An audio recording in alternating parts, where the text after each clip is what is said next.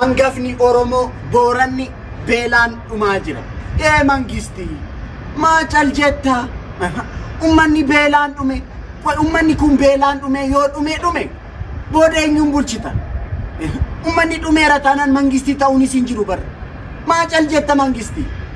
Namoonni immoo dhageettii qabdan artistoonni keenya hundumti keenya namoonni dhageettii qabnu maaf sagaleen ta'an ummata kanaaf? Ummanni guyyuma guyyaan beelaan dhumaa jira bar.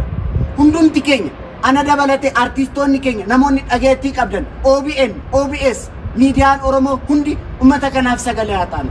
Akkaataatti wal argine walitti mari'anne ummata keenyaaf qaqqabuu dandeenyutti haa mari'annu. Ani eessattis akkamittis ta'e ummata koo bira dhaabbadhuuf qophii iddoo barbaadanitti na waama. Maaliif Bujumburaan ta'in ni dhufa ummata koo bira dhaabbadha.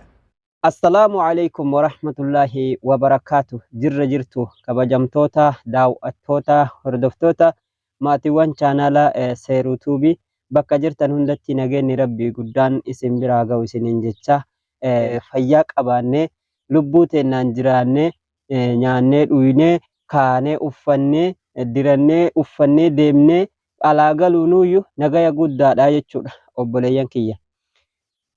Kanaafuu alhamdulillah jennee shukriin kan Rabbiiti kanatti aansuudhaan jechuudha. Nuti nyaannee ima uffannasi, ima dirannee ima deemnasi, ima dhuynallee garuu haa dhuynu waa nyaannu waa uffannu malee osoo cinaachi keenya kan mirgaa yookaan hangafni keenya akkasuma immoo dureen keenya hangafni keenya Booranni beelaa fi dheebuudhaan rakkatee sa'ooleen isaanii horiin isaan qaban yeroo ammaa kanatti gara horii miliyoona meeqaatu jalaa dhumee jira jechuudha. Kanaafuu osoo isaan achiin miidhamanii beelaa fi dheebuudhaan rakkatanii hongeen itti buutee isaan cinqamaa jiranii nutillee lubbuun quuftee gammaddee nun bashannantuu jechuudha. Kanaafuu Oromoo haga humnaatiin ummata keenya kanaaf bar waan takka harkalleen hixatte waa godhuufi yoo dadhabdi jechuudha. Sagalee makeetiin dubbatte namni takka lama maas hin dhageenye jechuudha. Namni takka lama yoo si dhagaye yookiin namni sunis ati jechi kee kun qalbii nama sanaa fuudhee sheer godhee nama danda'ee gargaaruu danda'u bira sagaleen kan kee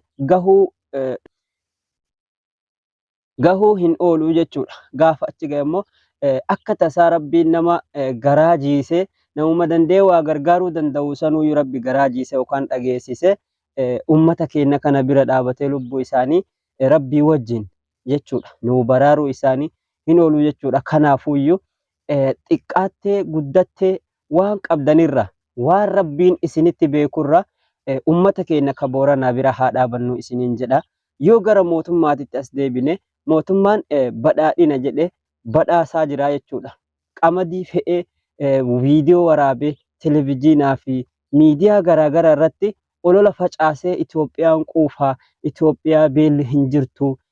Yaa akhi addunyaan jechuudha akka amma itti isaan jiran kanaa miti. Mee fakkeenya biyyoota Arabaa kana duraanii fudhadhaa jechuudha.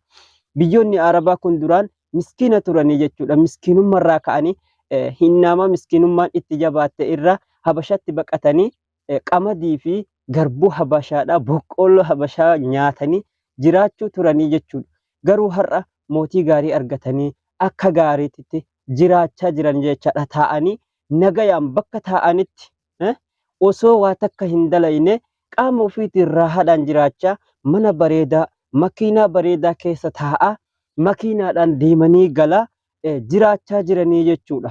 Obboleeyyan kiyya kana jechuun har'a nutis yeroo ammaatiif akka miidhamna malee gaafa Rabbiin keessaa nu baase numa baana. Garuu ammaaf ummata keenya ka Booranaatiif sagalee haa taanu.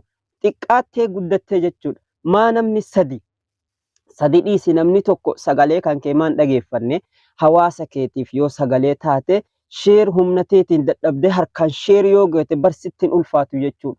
Afaaniin yoo dubbii dadhabde warra afaaniin dubbii danda'u sheer goote garee haa ta'uu garee garaagaraa telegiraamii, feesbuukii, waatsaappii ayyi ishee irratti yoo sheer goote bar atis hawaasa kana bira akka nama dhaabateeti. Kanaafuu harkallee waa qabaattee kennuu dadhabdu qalbiin kee hawaasa san bira haasii jiraattu. Yaa akhi mee ustaaz Raayyaa fi akkasuma wanti kana laalaa jechuudha. Ummata Rabbiin nuu kenne ummata yeroo hedduu saba isaaniitiif malee osoo waan takka lubbuu isaaniitti jecha hin rakkanne biyya meeqa deemanii kadhattuu ta'anii arrabsamanii xiqqeeffamanii nuuf jechaadha. Ummanni kun nuuf jecha waa meeqa ta'aa jiranii jechuudha. Garuu haga humna isaaniititti waan harkaa qabaniin ammallee ummata keenya cinaa dhaabatu jiranii jechuudha. Kanaafuu ummanni kunillee yoo nuti cinaa dhaabannee hin eegganne, yoo nuti cinaa dhaabannee ummata kana har'a hin gargaaranne hongeen har'a Booranatti buute kuni kutaalee Oromiyaa hunda walgayuuf teetti jechaadha. Akkuma waggaa tana bara dheengaddaa awwala sirii Booranaan jalqabde, Baale dhufte, Cinaaksan dhufte, Harargee walgeette, akkanumatti gugurdattee babal'attee Wallagga seentee jechuudha.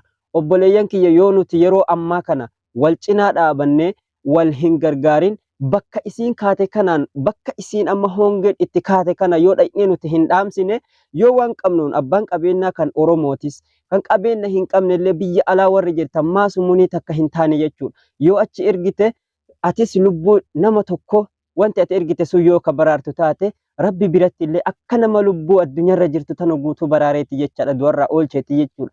Kanaaf rabbi biratti illee ajri hagana ga'u kana argata. Hawaasa keetillee amma waan qabdu yoo bira dhaabbattee gargaarte obboleeyyan kiyya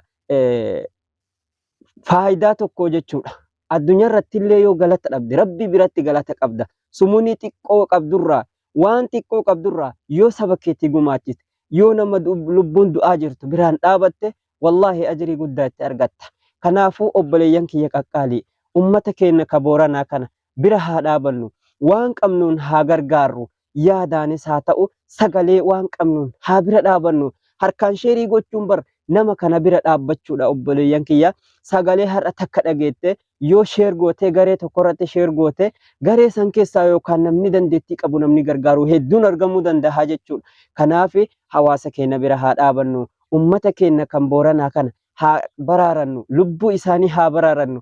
Mee ilaalaasa oolee horii Booranaa jedhan duraan. Horiin Booranaa dhadhaan isaanii adda, aadaan isaanii adda. Garuu ammaa tana yoo laaltu Booranaa duraaniitii fi kan yeroo ammaa kana yoo laaltu wallaahi wal addaa jechuudha.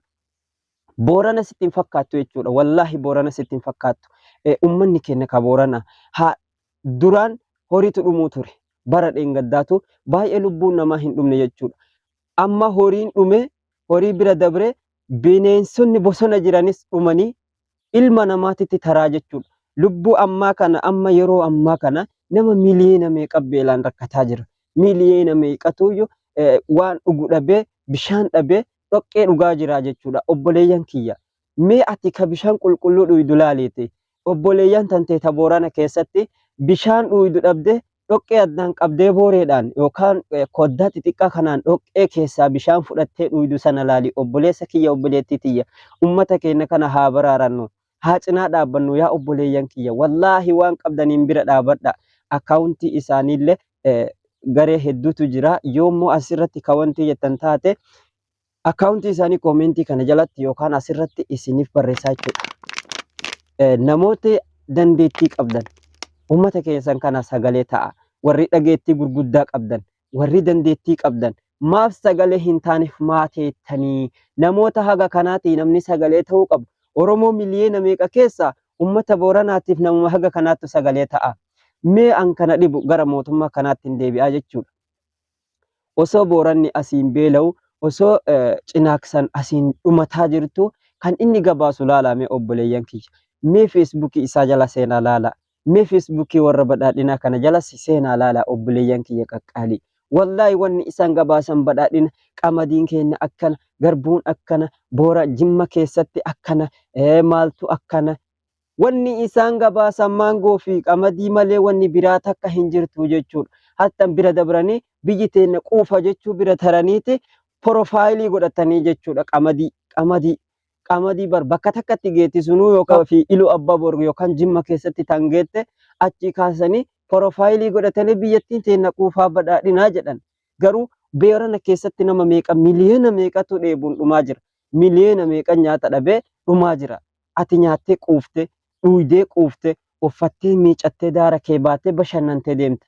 Garuu Booranatti haywaanni lubbuu hin qabne bishaan dhugu dhabee daa'imman bakka takka deemtee gahuu hin dandeenye duyda haadhaati irratti beelaan du'aa jirti jechuudha.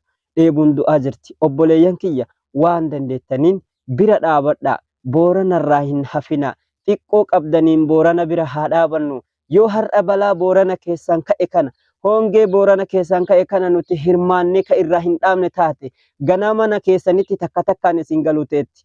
Kanaafuyyuu ammuma bakka isin jirtutti ofirraa haa dhaabnu. Obboleeyyan kiyya qaqqaalii sagantaa guyyaa har'aa qabadhe isuma kana hanga ammaatti waan na hordoftaniif kanaala kanaaf haarawaa taanaan sabskraayibii gochuu hin dagatinaa. Hiriyoota keessaniif feesbuukis ta'ee teelegiraamii garee adda addaa kan qabdan irratti sagalee kana sheernaaf gochuun na jajjabeessaa isiniin jedhaa. Waan haga ammaatti na hordoftaniif galatooma horaa bulaa dheebanaa. Anis Boorana, atis Boorana. Bira haa dhaabannu.